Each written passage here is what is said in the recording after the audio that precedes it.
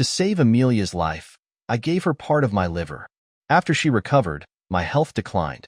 Medication became my daily ritual. Behind my back, Amelia began to resent me. She saw me as frail, less of a man. 5 years into our marriage, her disdain reached its peak, rekindling a flame with her old love, Julian. One afternoon, his brazen messages flashed across our living room. TV screen, mirroring from her phone. "How many times last night?" one message read. Another followed. "Compared to that sickly husband of yours, I'm much better, aren't I?" I watched the entire exchange unfold, a silent witness to my wife's infidelity. That weekend, I was fiddling with the screen mirroring, hoping to watch a movie with Amelia. As I connected, her phone automatically synced, displaying her messages for all to see. I was about to alert her when the words on the screen froze my smile, a weight settling heavily on my chest. Amelia's pinned contact wasn't me, but a man named Jules. His messages stung.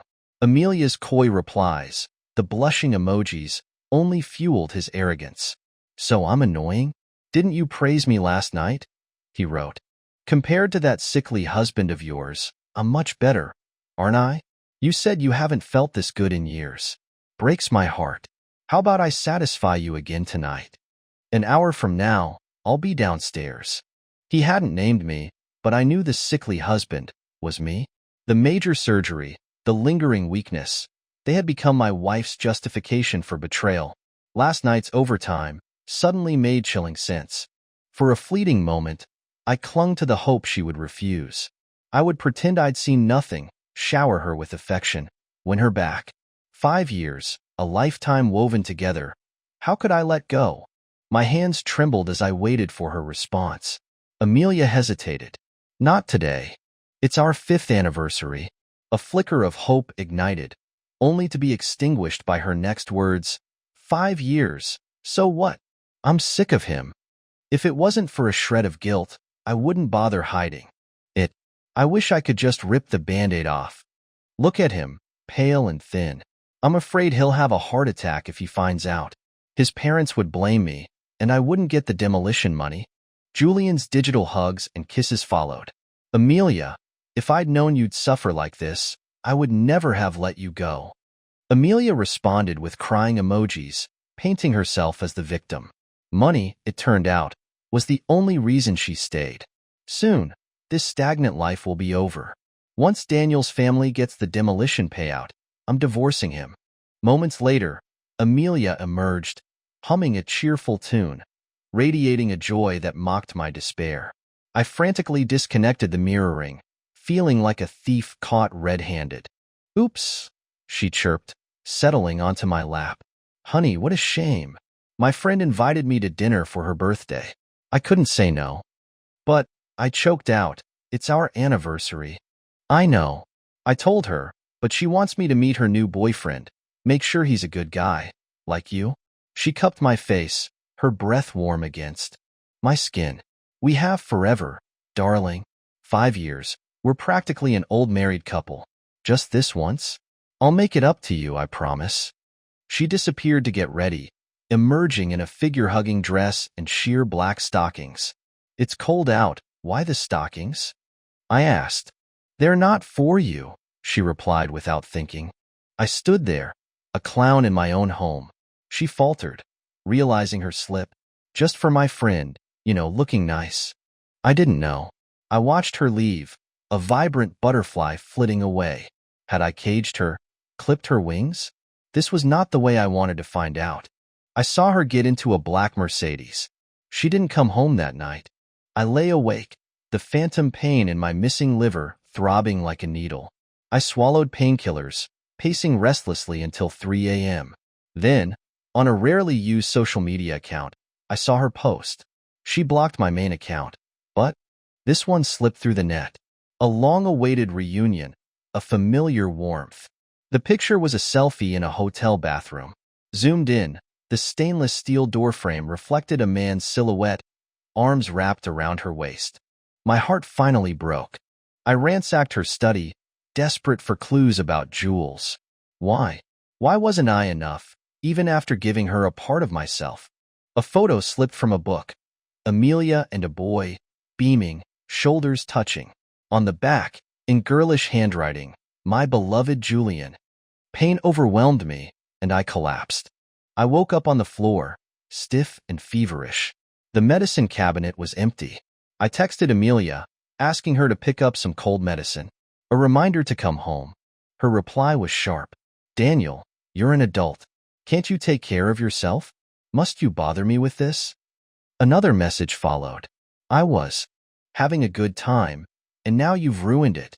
Ever since the surgery, you've been playing the victim, guilt-tripping me. It's exhausting. So, that's how she saw me. A manipulator. Had she forgotten why I was like this? Because of her. 5 years ago, a forgotten childhood promise, a betrothal, was thrust upon me. Amelia's parents, desperate to save their only daughter, pleaded with mine to honor the agreement. Amelia, jaundiced and weak, needed a liver transplant. I hadn't wanted to, but seeing her, fragile as a wilting flower, tears streaming down her face, I relented. I married her, convinced my family, and promised her a divorce once she recovered. We were a match. I gained weight for the surgery, gave her a part of me. The transplant was a success. Amelia blossomed, but I withered. My liver never fully recovered, leaving me weak and perpetually tired. We fell in love, a bond forged in crisis, but we couldn't conceive. Now I knew why. Tucked away in the medicine cabinet were empty bottles of birth control pills. Amelia never wanted my child. Her sweetness, her affection, all a lie. The double blow shattered me. I wanted to confront her, offer her the divorce she so clearly craved, but she beat me to it.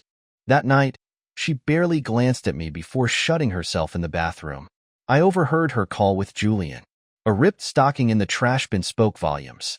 I miss you too, she murmured, her voice thick with longing. Julian, we just parted, and already I miss you so much. I almost knocked, ready to set her free. Then, her words turned to ice. Daniel's sick. He has a fever. I came back, and he didn't even wake up. Seems serious. I've decided to use this opportunity. I'll make a scene, get the demolition money. I deserve half. I'll slip him sleeping pills, hire a prostitute, catch him in the act. With photos, I'll win in court. I froze, my limbs numb. She continued, plotting her escape, each word a dagger. Don't worry, he won't touch me. Julian, believe me, my heart, my everything belongs to you. I would never have his child. I've been taking precautions, avoiding him. I stumbled back to bed, feigning sleep, the woman I loved morphing into a stranger. Didn't she appreciate anything I'd done? The unwavering support, the care for her parents, the silent $3 million I'd given her father to run a subsidiary of my company. All profits his? My fever raged, but my mind was clear. I wouldn't confront her. I would take back everything, then let her go. By morning, the fever broke. Amelia appeared with water and pills, her smile saccharine. I came in late last night. You were asleep. Feeling better? Take your medicine. 2 white pills lay in her palm.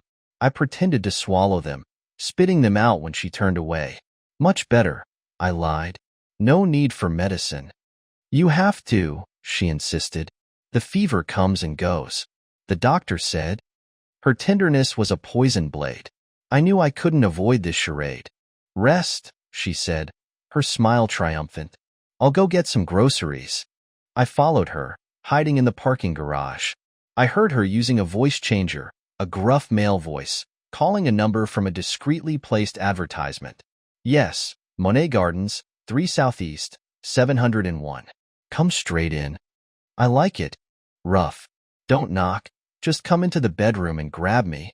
I'll text you the code and my name. It's Daniel. I called my father-in-law, feigning a wiring emergency. He rushed over. Just as he arrived, the woman from the ad let herself in. On the security camera, I watched as my father-in-law, thinking it was me, hurried to the door, only to be tackled by the woman. The door slammed shut. Her words, meant for me, echoed through the apartment. Been waiting long, she purred. Hold me tight. I need your warmth, your love. You naughty boy, Playing games. I thought you said the bedroom? Come on. My father-in-law, bewildered, tried to push her away. She clung to him, her words a suggestive whisper. Amelia returned, feigning a forgotten wallet. She flung open the door. Daniel, how could you? I go out for groceries, and you bring a woman here? 5 years of marriage. Is this how you show your love? Is this why we can't have children? Have you given me some disease? I want a divorce. I'll sue you for infidelity. I walked in, feigning surprise. Amelia? What's going on? She paled. Daniel? You're here? She stared at the man on the couch. Who is that? My father-in-law scrambled up, the woman languidly dressing. Dad! Amelia gasped. Dad, what are you doing here? I seized the moment. Dad, this is too much. Your age at my house, with a woman? You're trying to sabotage our marriage. Nonsense, he sputtered. I don't know this woman. She knew the code, just barged in. We need to call the police, I declared. Amelia panicked, snatching my phone, offering the woman money. She stammered about a misunderstanding, unable to explain. She knew the truth would destroy her. After they left, Amelia stared at me, suspicion clouding her eyes. The sleeping pills hadn't worked. What did you mean earlier? I asked. Don't you trust me? Of course I do, she lied. I was just shocked. Don't take it seriously. She took a call, packed a bag, and announced a sudden business trip. She was gone for days, ignoring my messages. On the 7th day, she contacted me. She needed money. She claimed she'd accidentally broken a valuable jade ornament at an antique stall. The owner was demanding $8 million. Then, conveniently, he agreed to $5 million. She sent me an account number. I laughed. Her location sharing showed her at a hotel 10 kilometers away. With Julian, no doubt. I played along, calling her repeatedly, ignoring her pleas to text. Daniel, stop calling. I told you it's not convenient. Do you want me dead? She finally called back, forced to adapt her lie. Daniel, you're so smart. It was a scam. I lost my phone on the trip, just got a new one. Everything's fine. Don't worry. I'll be home soon. She hung up, likely concocting a new scheme with Julian. Their love, funded by my money. Not a chance. I called my finance department, cutting off all funding to the subsidiary. My legal team took control, ousting my father-in-law within a day. He arrived at my door, pleading. Son-in-law, what's wrong? Tell me, what happened to the company? I tossed 2 documents at him. Sign these. Let's not make this ugly. One was a repayment contract for the $3 million investment. The other, our divorce agreement. His face drained of color. What is this? Simple. I want a divorce. Tell Amelia to sign. No contest, no alimony. And you'll repay the investment. $3 million. Every penny. He collapsed onto the sofa. I let him lie there. He knew I meant it. He struggled up, his voice trembling. Son-in-law, you've been so good to us. I've never said a word against you. I cherish you. You love Amelia. Why divorce? You married her. Gave her your liver. Yes, I said, the irony bitter. But Amelia doesn't care. She cares about Julian. His face twisted in rage. That bastard. I forbade them from being together. I drove him away. He came back. He thought we could fix this. He promised to bring Amelia back, make her renounce Julian. I shook my head. My love couldn't tolerate betrayal. I was done. As he left, Amelia messaged me again. A new apartment, a fantastic deal, a friend's discount. She sent pictures, pleaded for the down payment, promised children, a future. I didn't reply. She called, frantically. I blocked her number and left the apartment. I contacted a realtor, ready to sell, even at a loss. I couldn't bear to see it again. Back in my childhood home, I sent the private investigator's report to my lawyer. That night, Amelia's father dragged her home. I watched on the security cameras as he unleashed his fury. Shameless.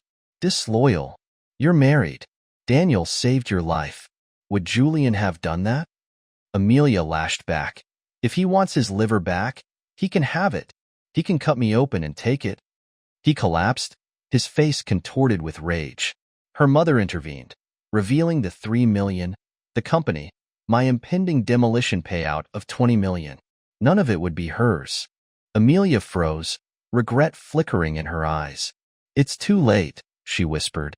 I know Daniel was good to us, that he's wealthy, but I want love. I want Julian. He promised to marry me, take care of me. I can't go back. I owe. She doubled over, vomiting. Her parents stared, their faces a mixture of shock and dawning realization. Amelia clutched her stomach. I'm pregnant, she admitted. Her mother brightened. This is good. Daniel won't leave you now. I can't keep it, Amelia said. I've been taking medication. It doesn't matter, her mother hissed. Trick him. Stay married. We'll say you miscarried. No, Amelia cried. It won't work. Daniel and I haven't. It's Julian's. Her father fainted. The next day, I learned he'd had a stroke, paralyzed. Amelia, desperate, turned to Julian. I stood in the hospital corridor, divorce papers in hand, watching the scene unfold. Julian, still resentful of her father's past disdain, scoffed at the news of the pregnancy. Don't be ridiculous. Yours? You're married, sleeping with me. How do I know it's mine? He trailed off, his words a cruel dismissal. He tossed some money at her and walked away. Amelia crumbled, begging him to stay. I approached her, the divorce papers rustling in my hand. She saw me, hope flickering in her eyes.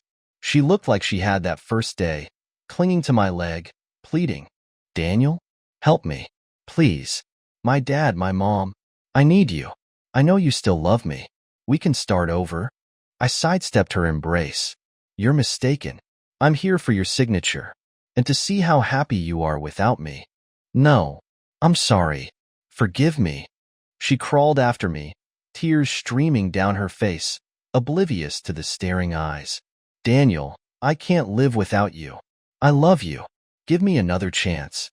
Her cries echoed in the sterile hallway, a soundtrack to my liberation. My heart was numb. I walked away, never looking back. The end.